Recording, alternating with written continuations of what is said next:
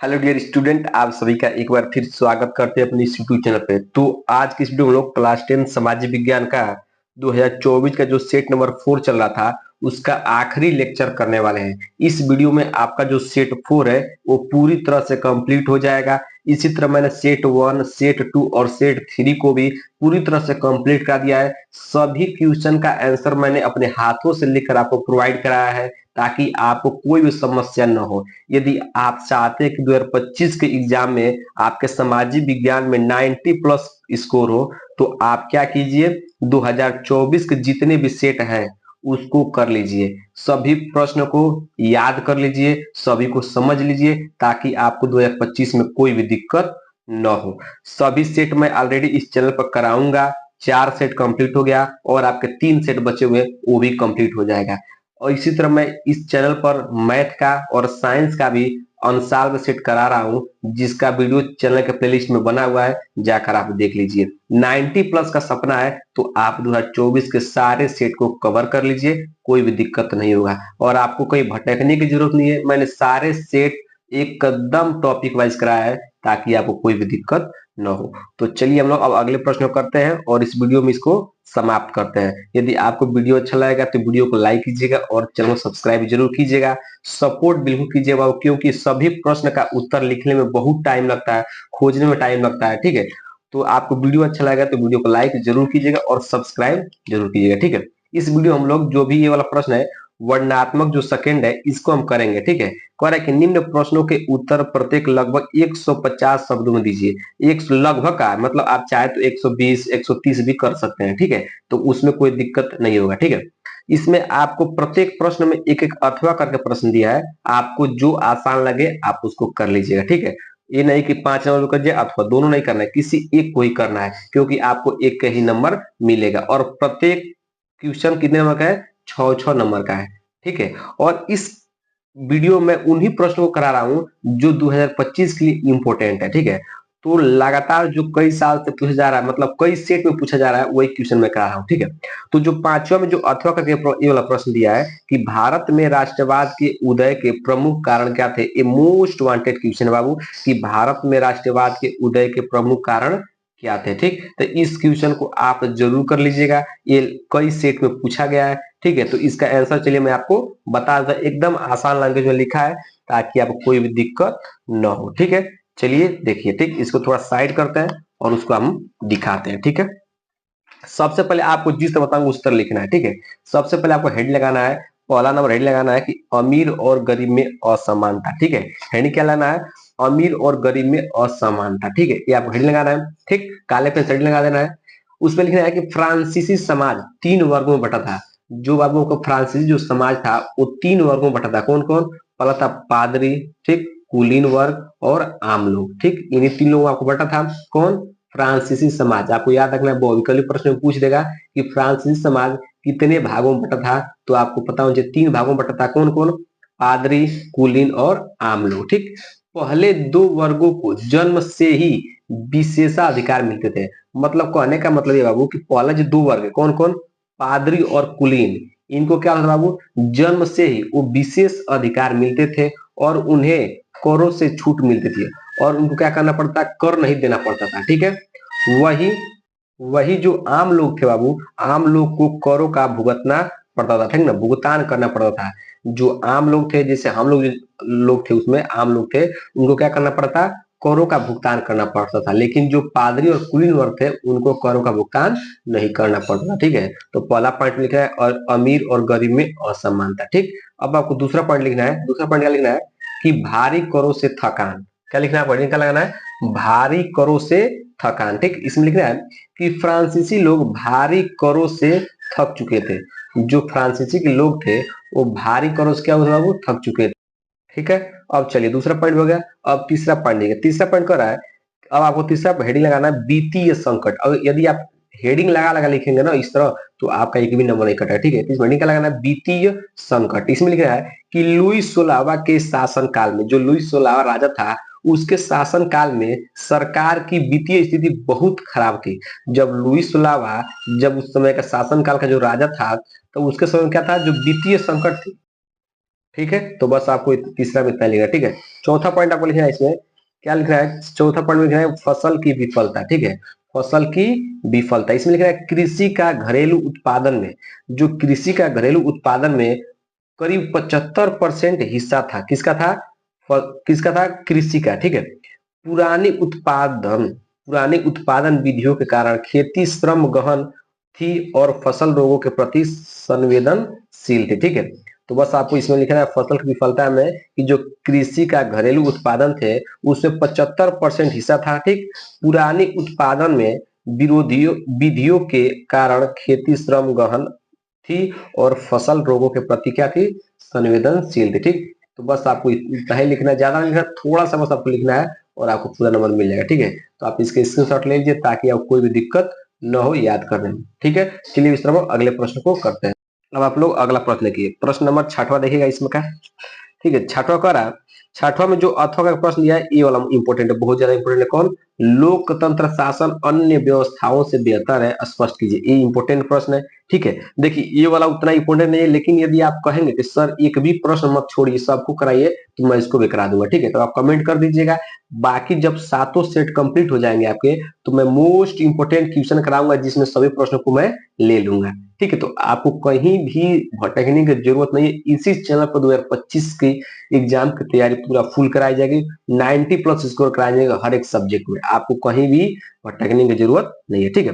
तो चलिए अगला प्रश्न है कि लोकतंत्र शासन अन्य व्यवस्थाओं से बेहतर है, स्पष्ट कीजिए। जो लोकतंत्र शासन है, इस समय जो लोकतंत्र का शासन चल रहा है, ये अन्य व्यवस्थाओं से बेहतर है, इसको स्पष्ट करना है, ठीक है। तो चलिए इसका उत्तर क्या लिखना है उसको मैं आपको बताता हूं, ठीक है। देखिए सबसे पहले आपको हेडिंग लगाना है लोकतंत्र अन्य व्यवस्थाओं से बेहतर है, इसके निम्नलिखित कारण, ठीक है।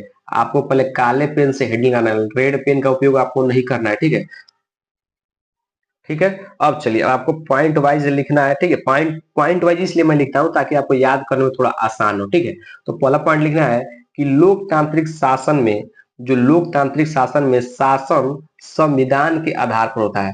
जो लोकतांत्रिक जो शासन होता है उसमें जो शासन होता है वो किसके आधार पर होता है? संविधान के आधार पर होता है। पहला पॉइंट आपको लिखना है, ठीक है। चलिए दूसरा पॉइंट देखिए, तो आपको दूसरा पॉइंट क्या लिखना है उसको देखिए, ठीक है।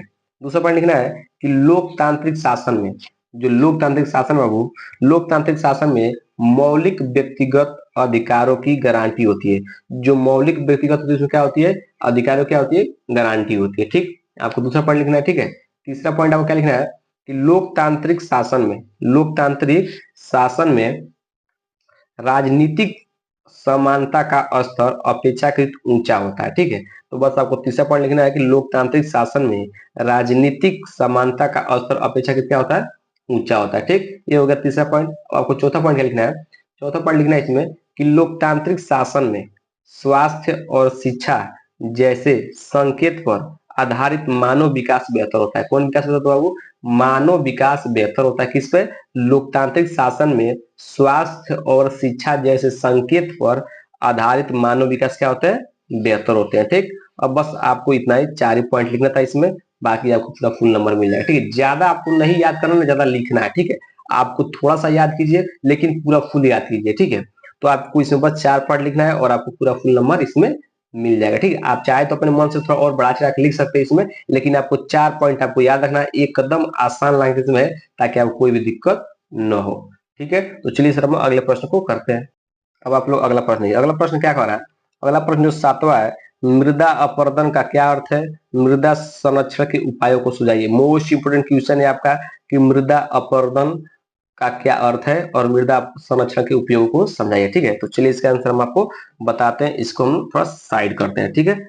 चलिए देखिए आपको लिखना है इसमें, क्या लिखना है आपको? हेडिंग लगाना है। आपको लिखना है इसमें कि मृदा अपरदन का मतलब है, ठीक है। लिखना है कि मृदा अपरदन का मतलब है पानी, हवा या खेती की गतिविधियों जैसे जुताई से मिट्टी की ऊपरी परत का घिस जाना।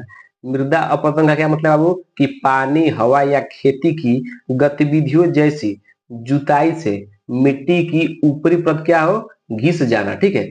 मिट्टी की ऊपरी परत में कार्बनिक पदार्थ और पोषक तत्व होते हैं।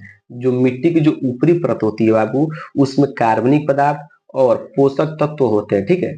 इसीलिए इसे इसीलिए इसे हटाने से खेत की उर्वरता खराब हो जाती है। इसलिए क्या होता है, वो इससे हटाने से क्या होती है, खेत की जो उर्वरता होती है वो क्या होती है, खराब हो जाती है। ठीक, मृदा अपरदन से मिट्टी की उपजाऊ होती है। ठीक ना, क्या होती है, मृदा अपरदन से मिट्टी कम उपजाऊ हो जाती है। क्या होती है, कम उपजाऊ होती है। ध्यान दीजिए इस बात पर, क्या होती है, कम उपजाऊ हो जाती है। किसके कारण, मृदा अपरदन से मिट्टी की उपजाऊ क्या होती है, कम हो जाती है। ठीक, ये तो आपको लिखना था उसमें। अब आपको इसमें पूछा था कि मृदा संरक्षण के उपायों को सुझाइए। ठीक है, तो आपको लिखना है मृदा संरक्षण के उपाय। आपको इसका काले पेन से हेडिंग लगा देना है। ठीक है, अब उसमें आपको क्या लिखना है, लिखना है कि वनों की रक्षा करना और वृक्षारोपण करना। जो मृदा संरक्षण के उपाय हैं उसमें क्या कर लिखना है, वो फर्स्ट पॉइंट लिखना है कि वनों की रक्षा करना और वृक्षारोपण करना। ठीक है, दूसरा लिखना है बाढ़ नियंत्रण करना। क्या, जो बाढ़ आता है उसको क्या करना है, नियंत्रण करना। ठीक है, फिर अगला पॉइंट लिखना है नियोजित क्या करना है, चराई करना। ठीक है, नियोजित क्या करना, चराई करना। ठीक, आपको ये पॉइंट लिखना है। फिर अगला लगना बांध बनाना। ठीक, क्या करना, बांध बनाना। उसके बाद इसमें लिखना है कि सीधीदार खेत बनाना। क्या बनाना, सीधीदार खेत बनाना। ठीक, अगला लिखना है कि समोच्च रेखीय जुताई करना। ठीक ना, समोच्च रेखीय क्या करना, जुताई करना। ठीक है, अगला लिखना है कि सस्यावर्तन करना। ठीक ना, सस्यावर्तन करना। ठीक, अगला लिखना है कि भूमि उद्धार करना। ठीक, अगला लिखना है कि ढलान कृषि को प्रोत्साहित करना। ठीक ना, क्या करना, प्रोत्साहित करना। ठीक, कृषि की पट्टीदार विधि अपनाना। ठीक है, कृषि क्या करना, विधि अपनाना। ठीक है ना, विधि अपनाना। ठीक है, पट्टीदार विधि अपनाना। ठीक है, तो आपको बस इसमें लिखना है कि मृदा संरक्षण के उपाय में बस आपको यही वाला पॉइंट लिख देना है। ठीक है, इसमें आपको कोई भी दिक्कत नहीं होगा। ठीक है, तो आप यदि ये पूरा लिख देंगे तो आपको पूरा फुल नंबर इसमें मिल जाएगा। ठीक है, आप इसका चाहे तो स्क्रीनशॉट ले सकते हैं। ठीक है, चलिए इस तरह हम अगला प्रश्न को देखते हैं। आपका अगला प्रश्न क्या है, आखिरी जो प्रश्न है इसका, आखिरी प्रश्न क्या है कि मानव विकास सूचकांक क्या है, इसको निर्धारित करने वाले प्रमुख अवयव का अवयव पर प्रकाश डालिए। ठीक है, मानव विकास सूचकांक क्या है। ठीक है, तो चलिए इसका भी उत्तर मैं आपको बता देता हूँ। ठीक है, कि मानव सूचकांक क्या है। ठीक, तो आपको हेडिंग लगाना है मानव सूचकांक पर क्या लिखना है। ठीक, देखिए आपको मानव सूचकांक में लिखना है, आपको इसमें क्या लिखना है कि मानव विकास सूचकांक सरलीकृत है। क्या है, सरलीकृत है। ठीक, और मानव विकास के केवल एक हिस्से को ही दर्शाता है।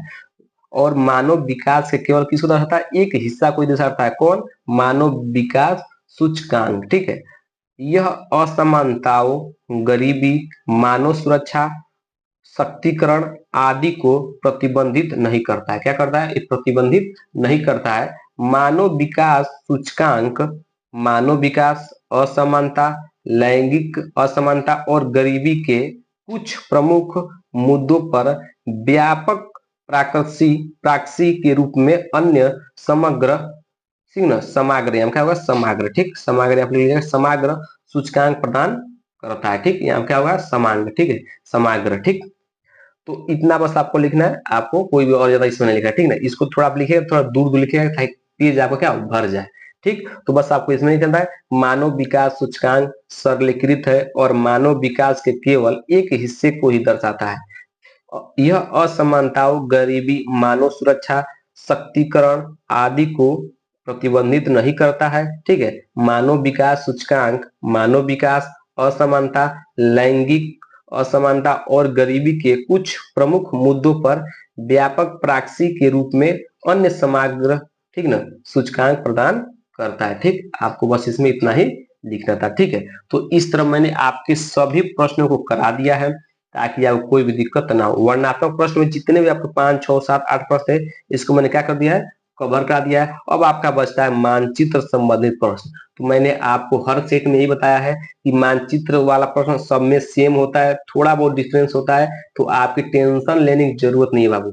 जब सातों सेट में करा दूंगा तो 7 सेट होने के बाद मानचित्र के जितने भी प्रश्न है मैं उसको पहले लिखवाऊंगा, उसका उत्तर बताऊंगा, तब आपको मानचित्र को दर्शाना सिखाऊंगा। क्योंकि जब तक आपको उत्तर नहीं पता रहेगा तब तक आप उसको मानचित्र को दर्शा नहीं पाएंगे। जैसे कि मान लीजिए पहला प्रश्न है कि वह स्थान जहां 1927 में भारतीय राष्ट्रीय कांग्रेस का अधिवेशन हुआ, तो वह अधिवेशन कहाँ हुआ आपको पता होना चाहिए। ठीक, वह जगह पता रहेगा तभी तो आप उसको मानचित्र को दर्शाएंगे। तो आपको टेंशन लेने की जरूरत नहीं है, पहले सातों सेट कंप्लीट हो जाने दीजिए। मैं सभी इस प्रश्न का उत्तर लिखवा दूंगा, फिर आपको मानचित्र पर दर्शाना भी सिखा दूंगा। ठीक, तो कोई भी टेंशन लेने की जरूरत नहीं है। ठीक है, इस तरह आपका चौथा सेट भी कंप्लीट हो गया। अब हम लोग अगले वीडियो में सेट नंबर 5 को स्टार्ट करेंगे। ठीक है, तो वीडियो अच्छा लगा तो वीडियो को लाइक कीजिएगा और चैनल सब्सक्राइब जरूर।